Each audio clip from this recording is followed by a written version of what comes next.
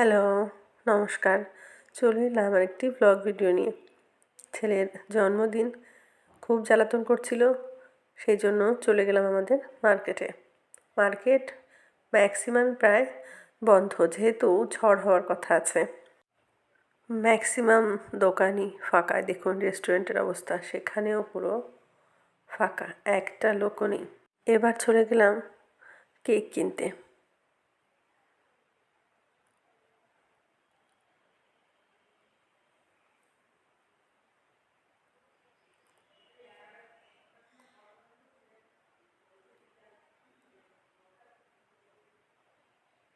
খুব তাড়াতাড়ি, যত তাড়াতাড়ি সম্ভব তাড়াতাড়ি একটা কেক পছন্দ করে নিয়ে রওনা দিলাম বাড়ির উদ্দেশ্যে।